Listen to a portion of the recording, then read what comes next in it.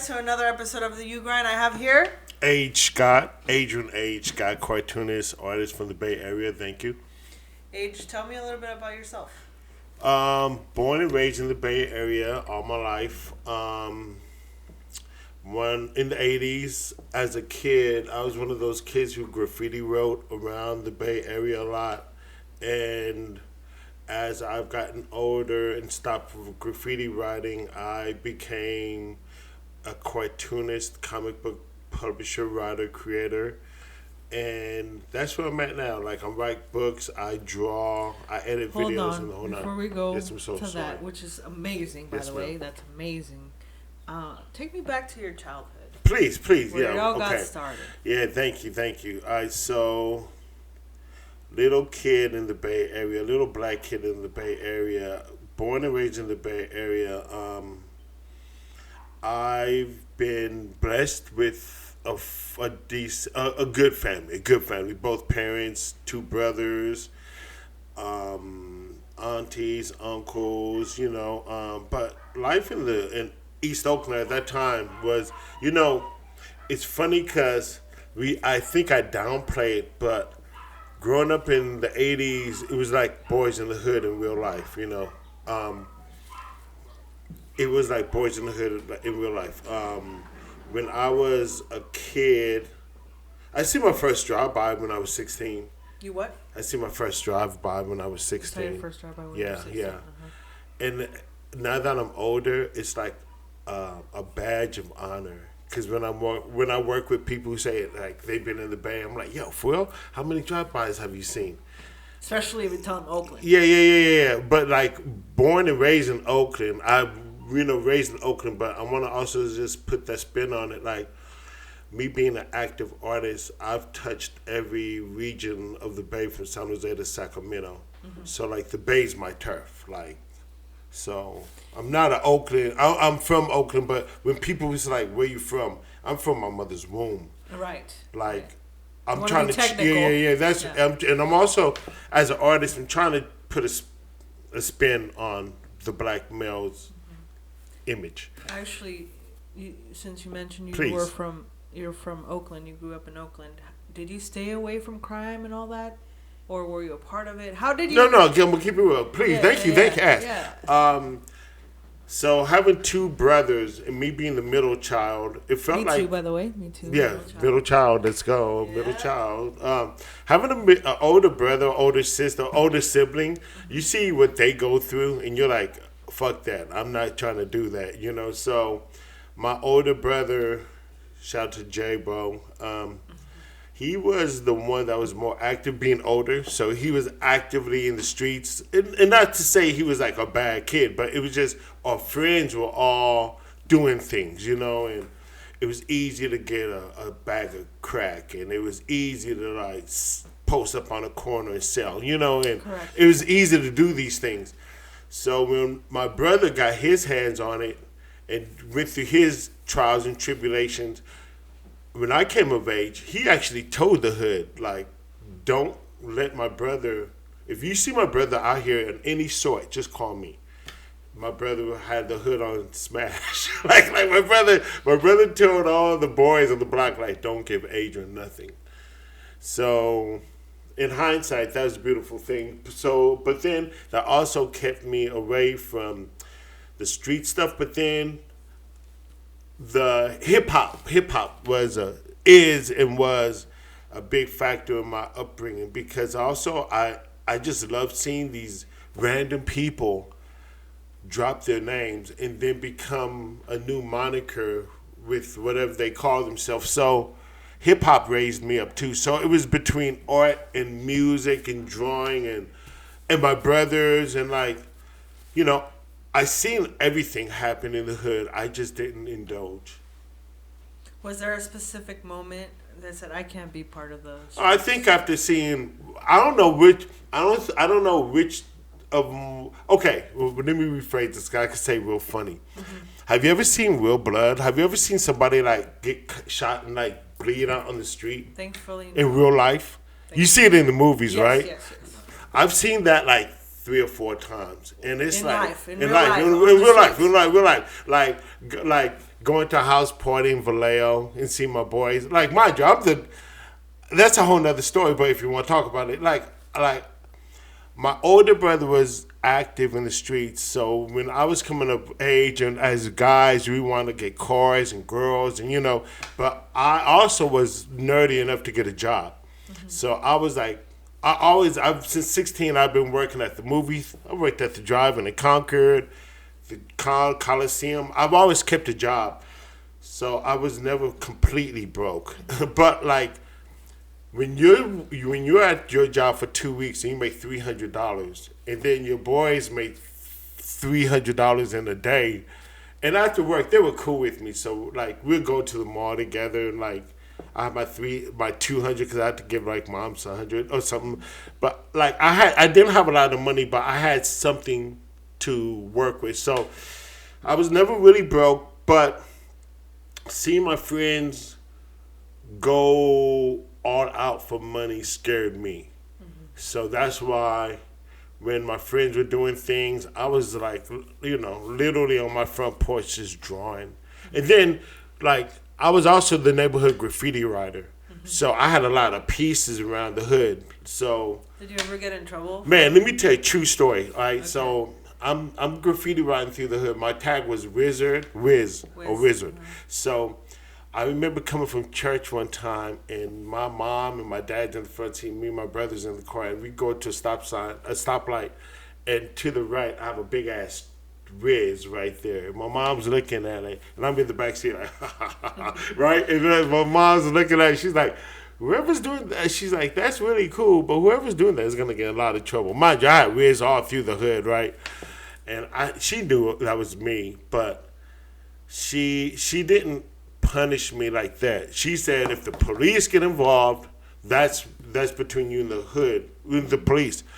But my mom also encouraged my art because my mom gave us the backyard fence to tag. Oh, nice. Yeah. And my mom let me tag my room. Nice. So my mom and my parents were very, they did the best they could, jobs, but my mom was very much encouraging me to pursue my art. So, as your mom should always. Yeah, thanks, Mom. Like, I was that kid when I was cutting grass, cut a couple of grasses and wash cars, and the money I make, I'll go to 7-Eleven and buy some Doritos or some sodas and buy comic books. And that was happy for me. That was my Saturday night. Okay, so tell me, when you graffitied, how did that make you feel? Did that help you express yourself? Would you graffiti when you had a bad day, when you had a good day?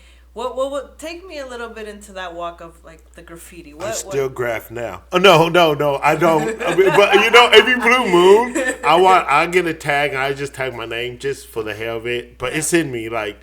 But I think tagging. I'm gonna just call it a big spectrum of art. Mm-hmm. Tagging, graffiti art, making cookies, working on your podcast. It's the fulfillment of putting your mind to something, getting it done, looking back like, oh shit, that's dope. Mm-hmm. And I did that, and that's all that this is about.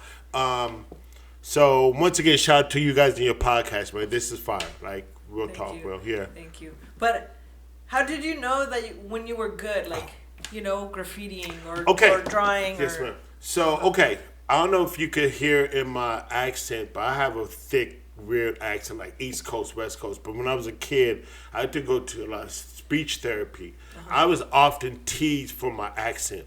But I always would be able to say, fuck you, suck my dick or some shit like that. Mm-hmm. Get in fights. But I couldn't keep fighting, and the art was the reason, and the music gave me stability. Drawing kept me out of trouble. Graffiti writing. Okay, so how did I get to the graffiti writing? I remember watching Wild Style and Beat Street and all these hip hop movies, right? And I'm like, I want to be dope like that. And all you have to do is pick up a piece of paper and pen and start, and now you're dope. And matter of fact, not only are you dope, but whatever your real name is, dead it. And just come up with a new name. I was just like, damn, that's... You're making it sound super easy. No. If I were to get a piece of paper and a pen, I cannot graffiti. I cannot draw for shit. But you know what, though? What is your artist name, ma'am? This takes me back to my childhood, or when I was younger, but I go as my name now, Jeanette Garcia. Yes. But before I got Cali Poet. Cali Poet was That's my fine. stage name. That's fine. And any artist, whenever you come up with a new moniker, a new name, it's up to you to create that identity. You could be a good artist. You could be a great artist. You could be amazing. Like Banksy. Do we know who Banksy is? Yeah. Banksy. Yeah, Banksy, right? Banksy. We don't even know if that person is a male or female. At this point, I'm thinking Banksy's a group. You know, I follow Banksy. That's like, I want to name my first child Banksy. Please don't no one do that. But like Banksy, like that's like even Picasso. Like when he was doing this shit, like did he think he was that great when he was doing it, or was he just doing it in the moment? I mean, I guess it depends on the stage that you're doing your art. Like you're doing your art, and then people see it, or you show your mom, you're like, man, that she'll tell you that's great. Or your friends around you will tell you that's great. And that's when you build up the courage to keep going. Like, oh, maybe I am great. And then you keep going, you're like, that's what I love, that's what I do. I'm an artist because everybody around me told me I was great. You know what I mean? And that is the positive side of being an artist. But if you don't even get those accolades of being great, and if you get 0 likes and you get like you gotta keep practicing. You gotta keep practicing, practicing. So whoever's hearing this, like, keep doing your thing, like, right. just be an artist. There's been many times, even yesterday, where I felt like quitting, and I'm trying to embrace quitting as in I'm just having a bad day. I don't actually mean it. I'm gonna keep going. Sister, my car was messing up on the way up here today. I was doubting myself on the way here. Exactly. It's so human. I'm like, why am I doing this? Yeah. My life is a wreck. Right. But in fact, being an artist is a lot of problem solving and a lot of dealing with reality. Reality is ugly. Reality is bad. Reality is reality. It's not always beautiful. No, it's not. And if you think that being an artist or doing a podcast or doing, which we'll talk about later, his books, right? That's what you call them? Yeah, books. Yeah, comic books. Yes, ma'am. Comic books. It's not easy. It's not easy at all. No, it's not. In fact, you'll have a lot of no's, a lot of, well, what is this? Or it could be better. There's going to be a lot of rejections and a lot of hard times. Yes, a lot of hard times. But then, you also got to ask yourself, what are you doing this for? Like, are you doing this for yourself to be good? Are you trying to be good? Are you trying to be great? Are you trying to be a legend? Mm-hmm. It's so, yeah, I'm here. Thank you. And only time can tell. Yes, ma'am. Why we keep getting up 77 times and getting beat up 100, You gotta keep getting up, man. Right. So let me ask you, what is something that people don't really know about you that you're willing to share with us? I am a sensitive soul. Like, the world's politics don't concern me, because, like, it's the battle amongst men. Like, fuck them.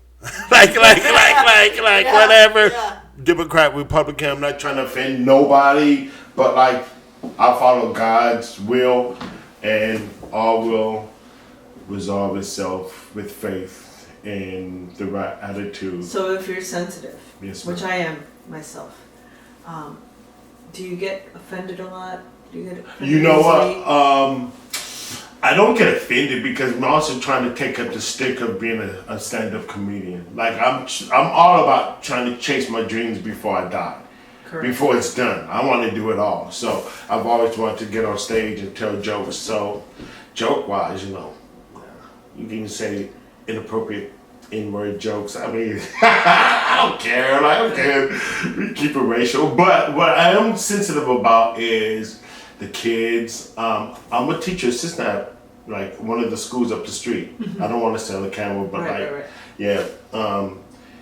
I love working with the kids. I love helping kids. And I want to. I feel like we have to do things better to make it better for the kids. the generation to come. Yeah. We have to do better. We as a people, we should do better. So, thank you once again for bringing me into your podcast because I want to unite and work with different people and spread the message of unity and love amongst bad jokes. So tell me, and drive-bys. Superhood and Creepy Show and the Age Page. Wait, I'm sorry. How long have you guys been in the Bay Area for? My whole life. Oh, your whole life? Concord? Whole life. Yeah. Wouldn't want to be anywhere else. Can This you is the tell, melting pot. Can you tell me when, like 4th of July when there's firecrackers, can you tell if it's a gun or firecracker? Can you tell the difference? Ta ta ta ta. Like, oh, gun. Yeah. Can you? Can you? Not really. No. I used to have some friends back in the day when I played baseball with. We used to have these crazy ass fireworks. You don't really hear much of the, firecrackers or guns being shot. So thankfully I don't have to know. Thankfully. So it's a safe neighborhood here in Concord. Why do you ask that? I'm sorry because being from the Bay all my life, I feel like every city has a hood. Oh yeah. Yeah. Yeah, mine's nearby here, but we're in the upper safe of it. The upper hood. Well, Monument. Monument. Monument is a hood, and my address is Monument, but this apartment and where it's located is not bad because I'm right in the middle of Pleasant Hill and Wanna Creek in Concord. So. Are you not from? You're not from Concord. I'm not from Concord. Okay, that's why you're asking. I hate to see the black and browns fight. Because, I hate to see all people fight, but black and browns, we should be the last people fighting each other. Well, but it's not even between blacks and browns. I think it's within our own race. Yes, ma'am. Brown. Brown. Speak on it. Most of the hate I've received has been my own kind. Black on black violence is such a common statement, that should be a trademark t-shirt. Mm-hmm. I don't support black on black violence. Yeah. It's rough being. It is. There's too many pressures, too much shifts going around. Economy is terrible. So how do you stay positive? I've seen drive-bys. I've seen kids. I've seen blood on the concrete. So right. I got a friend who's from Lebanon. And her attitude is so positive because she's out here now. And I'm like, how the hell are you just so positive? She's like, I think because I've seen body parts as a kid, like blown up from bombs and shit like that. And I feel like a little today's world is so traumatizing that you need a little PTSD to survive. Facts. Yeah, Facts. each a trauma. That should be a shirt. Yeah, I love my trauma. Yeah, that should be a shirt. Yeah. You need a little stress, because this world is a trip right now. Mm-hmm.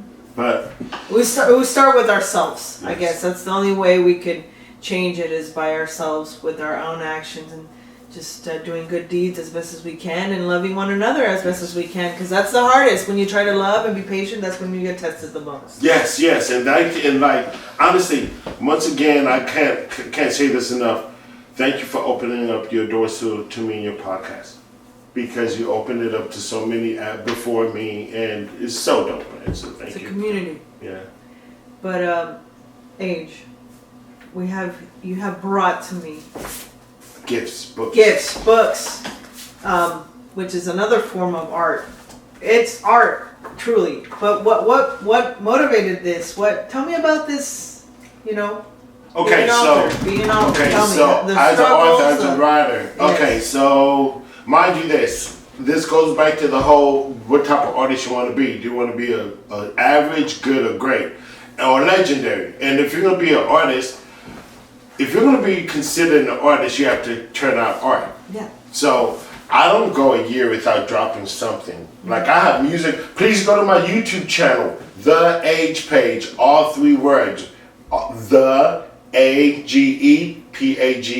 The Age Page. I make beats. I record. My friends make music. There's animation.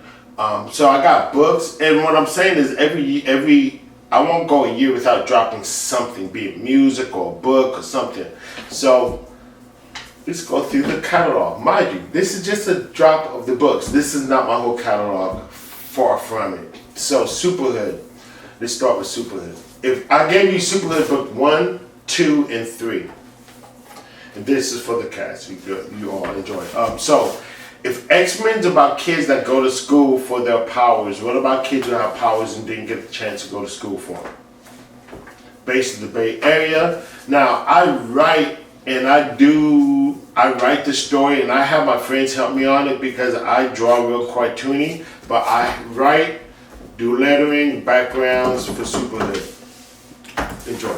Now Juan and Phil are the Ren and Stimpy in the world of hip hop. So they got a lot of short stories. In this book, this is the Creepy Show story. Let me show you the book. You have stories like, I do this at the comic book conventions all the time. You have stories like It Came to Rep, a Frankenstein made out of dead rappers. Wow, that's cool. I like the drawings. Yeah, thank you so much. Omega Fresh spoofing of the Omega Man story. You drew this? Yes. That's you? Yes. Draw and Wow. write. No, but ma'am, hold a minute. Woo! No, and then mind you this.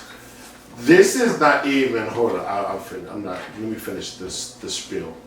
And then you have a really cool story right here. Where's that? The Exorcism of Yeezy. It's like The Exorcist. Yeah. But then when you read it, it becomes... Kanye West. You beat me to it. The Exorcism of Kanye West. Yeah. Kanye could probably use one right now. And then that's Juan and Phil. And mind you, I got several books on Juan and Phil. I write and draw. And then the age page is a strip I was doing for the Vallejo Times. I did a art convention, and then I did like some panels of art that I compiled it and made it a book. So if people want to buy these books, where can they buy these books? you can find me on Instagram and Facebook, Adrian Age Art Scott. Adrian AGEART Scott Age Art. And I'm on the process of getting my website up. So that's the next venture for me. Mm-hmm. So yeah. Thank you. Do you believe in aliens? Oh yeah. Oh yeah. If you don't believe in aliens, you say that this is the dominant universe, like this planet, like all the planets in the universe, and really no, that's a God complex. No, we don't even know what's at the bottom of the ocean. So how are we gonna know what's in the outer space? No. And I'm looking forward to that. I'm actually one of these super pro alien. So when the aliens come down, hey, I'm cool guys, like please don't make the probe hurt, but yeah, I'm looking forward to when the aliens come down, and I'm looking forward to when Jesus comes down.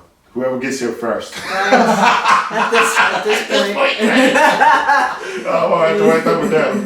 You're a good comedian. I love it. I'm trying. So in terms of how successful do you consider yourself? Okay, well, thank you. I'm keeping a day job, so I haven't blew yet. I've had meetings with animators and cartoonists, and none of that has manifested. So financially, I'm broke, but the opportunities I've seen and the people I've met, the handshakes I've had, and I can't even begin to tell you how many of these moments I met cool people. And yeah, that's crazy. I'm telling you, because you're the homie, I like you. Thank you. I met so many people that I kind of when I go places, sometimes I want to not see people, and it'd be the wildest places, like USA for, I got your comic book. Really? That's cool. Or I grew up on your comic book, because man, I've been doing this for 20 years. So a lot of the kids who bought my books who grew up and long-winded, I'm sorry. I haven't got paid financially my worth, but the opportunities of meeting people has been beautiful. So I think it's been a great exchange. I would like to see a couple more zeros though. Oh, for sure. Please get For sure. 3 more zeros by check, maybe 4. But yeah, beside that, Bill, it's been good. It's been good. You have this to show for it. I mean, how many people can say that? And Or you have do to, that? and that's what I'm saying. Like, as I spoke of it, like I've been going to comic book conventions for like 20 years, and when you go to a comic book convention with a finished comic book, that's like you being at the world's finals of a basketball game and you winning the ring. Or you're like you're at a comic book convention with a comic book that's like doing success, and like people dig it, and you get like perks. You get invited to like parties, and not just parties, but shaking hands. I met Stan Lee. I shook his hand. Nice. When I met Stan Lee, I kind of froze up. I shook his hand, and I was just like, that's Stan Lee. Shook his hand, and he was like, hey, Excelsior. And I was like, and I was just like, here's your opportunity to pitch. And I froze up. I did not pitch my book to Stan Lee. Damn. I just shook his hand and just had a moment. And I wonder if I would have pitched it to him, if that would have changed my life. But that's neither here nor there. I'm just going to enjoy the fact I shook Stan Lee's hand. Right. Sergio Aragonis is like, he called me his son. Like Sergio Aragonis from Mad Magazine. Incredible artist. He calls me Mijo. So that's like, I'm the son of Sergio. I'm like, that's like such an honor. I'm like, oh my God. So Sergio Aragonis calls me Mijo, so that's so fire. So I don't know, like, and you don't know, man. I'm right now on the verge of talking to the Rasputin in Concord and putting my books in the stores. So hopefully within 60 days, my books will be in the Rasputin in Concord. Love that. So please check for thank you. So please, listeners, just go to the store. Hey, ask for Age's books. So yeah, and ma'am, also, these are my books here, but I have written a couple novels. And then, like in the Vallejo library, I got books on the shelves in the library system. Yeah. So you're out there, and you worked hard, and you were working hard, and you'll never stop. Yeah. I'm sorry if I'm pitching, but yeah, I'm doing the best I can. This is the right place to pitch. Yes, thank you so much. Called the Grind for a reason. Where we never sleep, and we're always working. Thank you. Always working. So I don't know how I'm gonna work with you in the future. But I definitely love what you got going on. So it's endless from here. Yes, welcome to the community. Thank you so much, and thank you for having me so much. But before we leave, please, I want to hear give me some the hardest thing you have faced, either in your career or in your personal life. For real? Being a black man in America.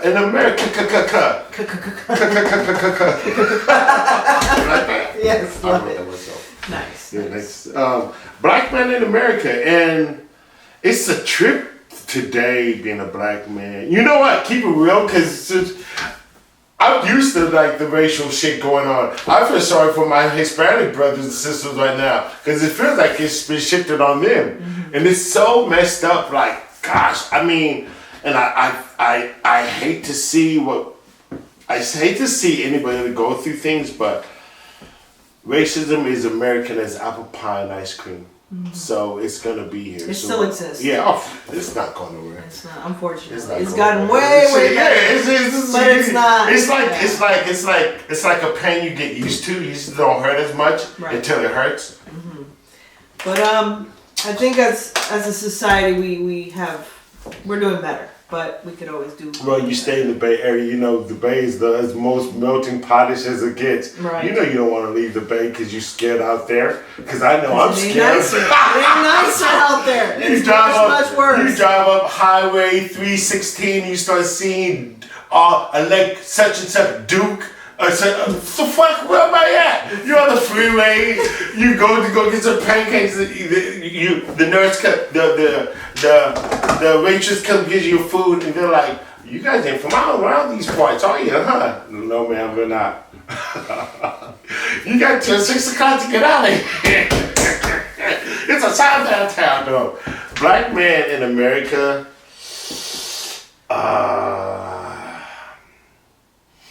it's hard, man. Especially, the hardest thing is if you're trying to be a good black man in America. Not just good, but positive, or like, not just positive, but like, if you're trying to, I'm sure it's the same for, bro, I'm not trying to squander anyone's life experience, because I'm sure it's hard being you. I'm sure it's hard being you. I'm sure it's hard. But like, you just have to. We don't have to compete. No, you don't have to compete. And we're not comparing traumas. Right. But we can sympathize. Yes, ma'am. Like, I mean, I sympathize with women because I've never had a period, and I'm like, you're on that time of the month. I'm like, I notice. I don't notice, like, you're flushing right now. You're changing color. I mean, sorry. Want some M&Ms? I mean, that's how we came into existence. You can tell that's what my girlfriend tell me. Give me some chocolate. We need it. We need it. But I'm just saying, everyone's experience is rough. Just be sympathetic. Try to show some sympathy to others. Try. It's hard. And laugh. Because shit's really messed up. I mean, this laugh of mine is similar to like Robin Williams' laugh. He was laughing out loud but crying inside. I'm just trying not to like go like. Well, I cope with life making everything a joke because it helps me. Yeah. It helps me feel better. Yeah. It helps me get through dark times.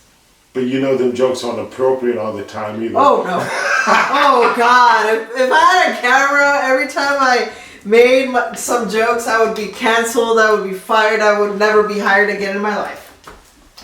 So yeah, man, I guess I'm saying to people, just try to find sympathy and laugh and turn to the art. Matter of fact, when I say turn to the art, turn to yourself, because if you turn to yourself, you're going to find something in you that you did as a youth, and you could do it as an adult and find peace, be it making models, cooking, podcasts, whatever.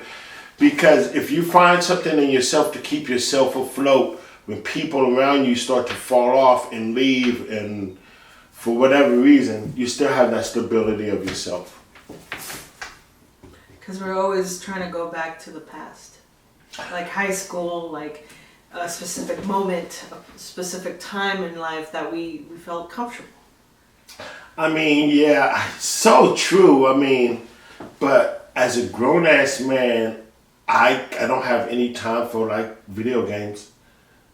I'm sorry, I love video games, but it's not enough time in the day. It's not enough time. I can't play video games right now. Mm-hmm. I can't. I wish I could. I think I enjoy video games by watching them. I go to my friend's house, see them play a couple for a couple minutes, but after that, I can't play because got too much going on. Got too much going on. Maybe one day. Video games don't have to be your thing. No, I'm not knocking it. I'm not knocking it, but I'm just saying games in general. Like, because as adults, I feel like, I heard somebody give me some signs of video games. It's like it takes us to a space of like innocence of kids, like when we were chilling at home and mama was taking care of the finances and daddy was feeding you and all, but now that we're older, we take care of ourselves. So yeah. Yeah. All right. Thank you. Last thing. Yeah, please. Famous last words before we head out.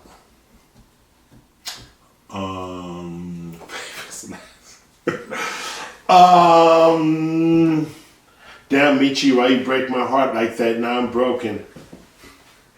And with that said, follow him at.